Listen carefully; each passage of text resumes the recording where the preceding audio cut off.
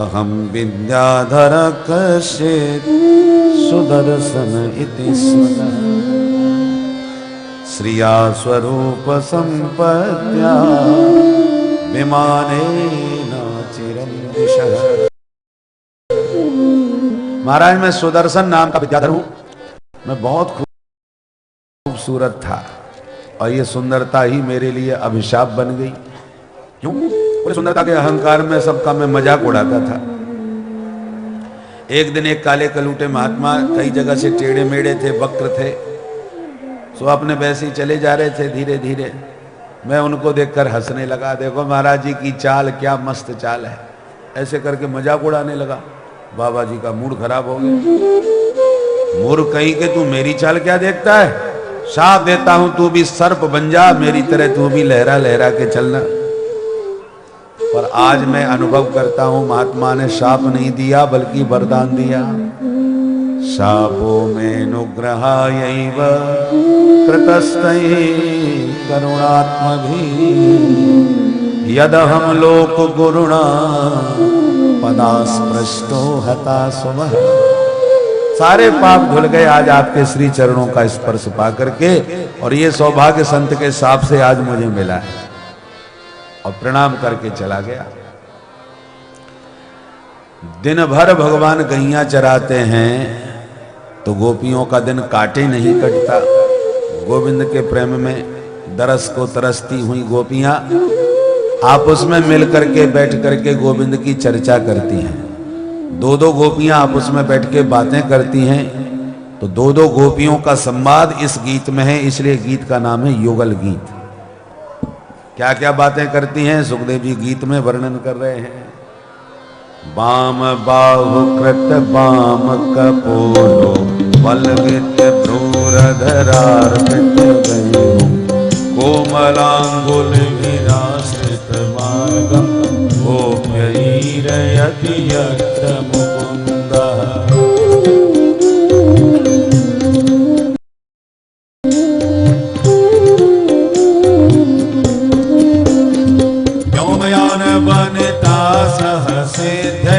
विस्मृतास्तदुपदान्य सरज्ञा काम मार्गण समर्पित चित्ता अस्मलं ययुरपस्मृतनीभ्यः।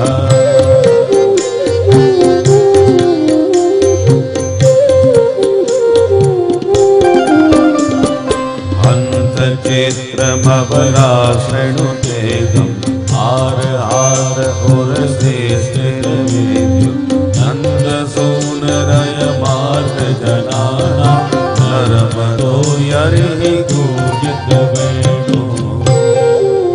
इस प्रकार से बहुत बड़ा गीत है। और क्योंकि दिन भर की बातें गोपियों की आपस में क्या क्या हो रही हैं, इस गीत के माध्यम से उन सब गोपियों के संवादों की चर्चा सुखदेव जी ने की है। अब गोविंद तो इधर वृंदावन में आनंद ले रहे हैं, पर उधर मामा कंस पर क्या बीत रही है उस बेचारे की भी तो थोड़ी सुन लो। कंस के पास नारद जी पहुंच गए। कंस ने कहा गुरुजी आज हम बहुत परेशान हैं। क्यों? बोले बड़े बड़े असुर भेजे पर ब्रज से कोई लौट के ही नहीं आता है, जो जाता है वहीं का हो जाता है। कईयों को वो आजकल ये कृष्ण बलराम जो दो भाई हैं नंद बाबा के बेटे, ये दोनों बड़े खतरनाक हैं। मैं उनके कारण बड़ा परेशान हूं। नारद जी बोले तुम्हें कुछ आता पता तो है नहीं। अरे वो नंद के लाला नहीं है, तुम्हारी बहन देवकी के 8वें लाल हैं, वही तुम्हारे काल हैं। होश उड़ गए कंस के। गुरुजी ये आप कैसे कह सकते हो, मैंने तो देवकी के सारे बच्चे मार दिए।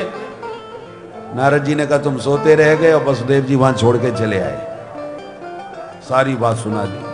अब तो कंस भयंकर कुपित, मैं वसुदेव को आज ही मार डालूंगा। नारद जी ने कहा सुनो जोश से नहीं होश से काम लो। तुम्हारा काल वसुदेव नहीं है, वो वासुदेव है। वसुदेव को मार दिया तो वासुदेव भग जाएगा, फिर समय पा करके आके तुम्हारी खोपड़ी फोड़ देगा। जोश से नहीं विवेक से काम लो। क्या करें? बोले जैसे तुम असुरों को भेजते गए और दोनों भैया सबको वहीं मारते रहे, अब तुम दोनों को बुलाओ किसी भी बहाने से, जब वो आवे तो तुम सब मिलके उनको ठिकाने लगा दो। बोले वाह गुरुदेव, क्या जोरदार बात बताई, आज तक हमारी बुद्धि में नहीं आई, अब हम ऐसा ही करेंगे। नारद जी तो चले गए और कंस ने तुरंत आपातकालीन मीटिंग बुलवाई। बड़े बड़े असुर इकट्ठे हो गए। कहो महाराज कैसे याद किया? तो पूरी कहानी सुनाई कि ये स्थिति हमको आज तक पता ही नहीं था, अब बताओ क्या किया जाए। केसी नाम का दैत्य बोला एक मौका हमें दिया जाए। क्या करोगे? बोले वो कृष्णचंद्र हैं, हम केसी हैं, वो हिंदी के, हम अंग्रेजी के, एक मौका दो तो सही। बोले ठीक है, अच्छा जाओ। केसी घोड़ा बन के दौड़ा, जमुना तट पर विहार करते हुए भगवान को खाने के लिए मुंह फाड़ के आया। भगवान ने एक मुक्का जमाया, सो गोविंदाय नमो नमः। अरिष्टासुर बैल बन के पीछे से पहुंचा, उसको भी परलोक पहुंचाया। व्योमासुर भी ग्वाला वेश बना के आया, भगवान ने उसको भी ठिकाने लगाया। कंस ने कहा अब कोई नहीं जाएगा, अब उन्हीं को बुलाया जाएगा, पर किस बहाने बुलाऊं? तो इसने ये मथुरा के मेला का आयोजन किया। उसमें अक्रूर जी को बुला के समझाया कि जाओ कृष्ण बलराम को मेला घुमाने के लिए ले आओ, वो भी घूम जाएंगे, मेला देख जाएंगे। अक्रूर जी समझ गए, महाराज मुंगेरी लाल के हसीन सपने बढ़िया देख रहे हो, सपने सपने होते हैं, कितने पूरे होंगे ये तो समय बताएगा।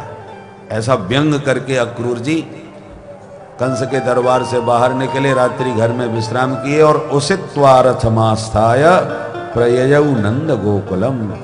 सवेरा होते ही रथ में बैठ करके अक्रूर जी चल दिए।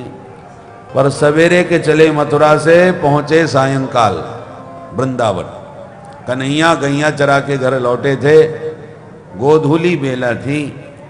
अक्रूर जी ने जैसे ही ब्रज में प्रवेश किया तो ब्रज की रथ में कन्हैया के चरण चिन्ह दिखाई पड़े तो ब्रज तुरंत कूद पड़े और ब्रज रज में लोटपोट होने लग गए, प्रेम में डूबे हैं। आज मेरा परम सौभाग्य, कन्हैया का दर्शन करूंगा, उनसे मिलूंगा, ऐसे कल्पना करते करते डूब जाते थे। इसलिए सुबह के चले शाम तक पहुंचे। जो भगवान को गैया दोहने के लिए जाते हुए अक्रूर जी ने देखा तो दौड़ के भगवान के चरण पकड़ लिए। भगवान ने तुरंत उठा के गले लगा लिए, और भी मेरे चाचा जी आ गए, चाचा जी आ गए। हाथ पकड़ के दोनों भैया प्रेम में भरे भवन के भीतर आए, आसन पर बैठाए, चरण धुलाए, भोजन पवाए, अतिथि भवन में ला करके सुलाए। फिर दोनों भैयाओं ने चरण दबाए, मुस्कुराए। चाचा जी अब बोलिए अचानक कैसे आए? अक्रूर जी ने पूरा षड्यंत्र बता दिया। कंस ने आपको बुलवाया है मेला के बहाने, पर लक्षण कुछ ठीक नहीं है उसके। भगवान हंसते हुए बोले मामा जी बुलाएं और भांजे ना जाएं, हम जरूर चलेंगे, पर ये षड्यंत्र वाली बात और किसी से मत करना। भगवान नंद बाबा तो बोले बाबा हम तो मेला देखने जाएंगे। बोले बेटा मैंने तो को अकेलो आज तक कहूँ ना भेजो, तेरी इच्छा मेला की है रही है तो मैं तो को संग में लेके चलूंगा। ठीक है बाबा आप चलियो। बाबा ने पूरे ब्रज में दुहाई लगवाई दी, जो मेला देख बचाए सवेरे तैयार है जाए। पूरे ब्रज में बात फैल गई और जैसे गोपियों को पता चला कि गोविंद प्रातः होते ही मथुरा चले जाएंगे, सुनते ही गोपियों की नींद उड़ गई। सब इकट्ठी होकर के बैठ गईं। रात भर कोई सो न सकी, आपस में चर्चा करती रही। सखी कन्हैया जाते तो नित्य थे गैया चराने के लिए, पर विदाई में हमें ये आशा रहती थी कि सूर्यास्त होते ही फिर अगवानी करेंगी, वो लौट के आएंगे। परंतु कल तो वो मथुरा जाएंगे और मथुरा का कोई ठिकाना नहीं कि कब लौट के आएंगे। दूसरी बोली बहन मैंने तो ऐसा सुना है मथुरा बहुत सुंदर शहर है, कहीं उनका मन वहीं रम गया तो। एक बोली बहन अब हम क्या कह सकती हैं, विधाता ने जो हमारे भाग्य में लिखा होगा वही होगा। एक बोली बहन ये विधाता भी बड़ा जड़मती है, मूर्ख है, चाहे जैसी कलम चला देता है। एक बोली हमें तो ये विधाता एकदम बच्चों जैसा लगता है।